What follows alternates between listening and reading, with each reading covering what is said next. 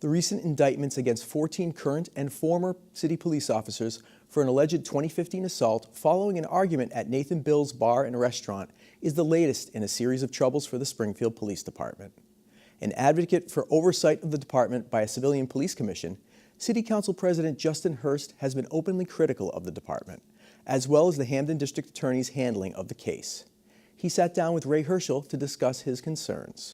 Well, I would, like everybody else, was disappointed. You know, the idea that we could have so many officers involved in one incident, and it looks like they all were acting in concert with each other, is a problem. It speaks volumes to the department, and it also weighs heavily on public safety in terms of citizens not trusting their police officers. So I was taken aback, like most people. I also wondered how deep this could go, and how come none of the officers spoke up and said, you know, enough is enough.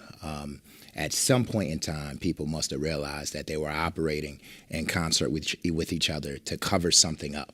And it would seem to me that our officers should be held to a higher standard. And in this particular case, while they might have been held to a higher standard, they certainly didn't achieve that standard. There were local investigations, but no indictments. Finally, when the Attorney General's office took over the investigation, it did result in indictments. What's your reaction to that? It's an absolute travesty. The idea that our district attorney could not do the job locally. He's charged with enforcing the law equally. And the fact that we had the state's attorney general had to intervene when the evidence was right before him is an absolute problem. In addition, the fact that he relied solely on the evidence of the police internal investigations unit is absurd, in my opinion. The idea that you're relying on the evidence of the same individuals who you're investigating is a problem, and he should have recognized that at the outset.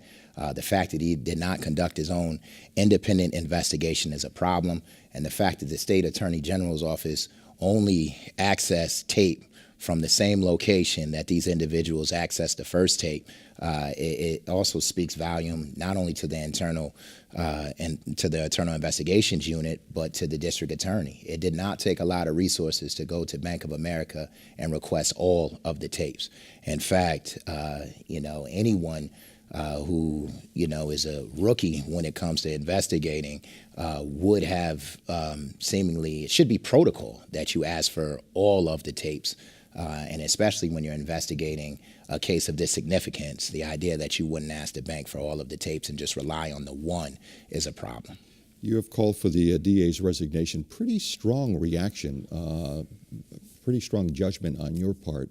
The DA has said that at the time he found the victims credible, but they weren't clear on who attacked him, so he felt he could not bring charges at that particular time. So he passed on the evidence that was available to him onto the U.S. Attorney's Office and the Mass Attorney General's Office. Was that the right thing to do at the time then? He could have conducted his own, and he could have conducted his own grand jury. He could have convened his own grand jury. He could have done the same exact thing that the State Attorney General's Office did. And the fact that he didn't raises bigger questions. You know, we're not asking for a lot. The investigation that the Attorney General did, I don't know how comprehensive it was, but if they were able to further identify individuals involved in the incident by asking for all of the tapes from Bank of America, there's no excuse why he couldn't have done an independent investigation that would have yielded the same information. And the fact that he did not, you know, it just leads people to ask questions as to who he indeed is working for. Is he working for the citizens, or is he working for the police department? Now, looking beyond the Nathan Bill case, you have said over and over again there are systemic problems within the Springfield Police Department. What do you mean by that specifically? Well, first of all, this has been happening for a long time. In fact, there was a judge who actually ruled in favor of an individual and cited the fact that there were systemic issues within the police department. it doesn't take, it doesn't take much to see that these issues are deep-seated. The fact that you can have 14 officers working together in concert, allegedly to cover up an incident where they were wrong, just tells me that these officers are acting with impunity, and that starts from the top. I mean, that is a culture that that tells people that and tells officers that it's okay to operate like that, and that just doesn't come out of nowhere. Well, you and many of your fellow councilors have called for the reestablishment of a civilian review board in the city of Springfield, a board that would have disciplinary powers. The council approved it, but the mayor has not filled those positions, saying that it's his authority under the form of government that he can appoint the commissioner and then the civilian review board as well, but he hasn't done it so far. What's going to happen next with regard to that stalemate? That's a good question. My hope is that the mayor at some point in time will realize that the system that he has in place is not working. And if the system is not working, he ought to provide an alternative. If he does not provide an alternative, then he ultimately is part of the problem. And so our alternative has been having a police commission in which individuals would have the authority to hold officers accountable. Right now, that is not the case, and officers are not being held accountable for their actions. We raised a big stink out of the Bigda case because, that was about 4 years ago, and we felt the same way then that we feel now. Something has to happen, and if we're going to have commissioners who will not hold their own accountable, then we need a different system, and the citizens deserve a different system. And the fact that it cost citizens the tune of $1.1 million last year in settlements is something that we all ought to be concerned about. It's not fair to them, and it's not fair to the other police officers who are doing the right thing. And you have also called for a nationwide search for a new police commissioner. Commissioner, Barberi retired.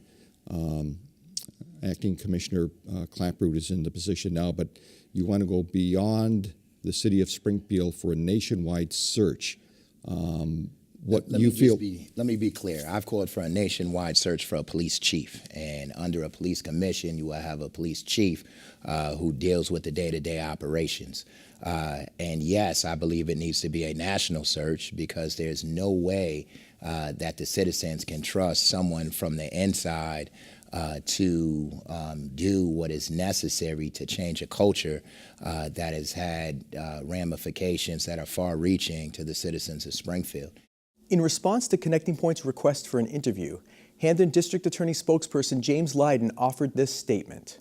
Once again, Councilman Hurst has demonstrated his lack of understanding of the events and actions of this office. The district attorney found the victims to be credible and to have suffered serious injury. The facts known at the time, as relayed by the victims themselves, did not offer clarity as to who perpetrated the attacks, and therefore charges could not be brought. This office then referred the case to both the U.S. Attorney's Office and the Massachusetts Attorney General's Office in October of 2016 for a review of the larger circumstances of the incident. These agencies have the scope and available resources to investigate a matter of this kind and, in fact, subsequently discovered evidence with which the Hampden District Attorney's Office was not furnished and now forms the basis of the indictments issued.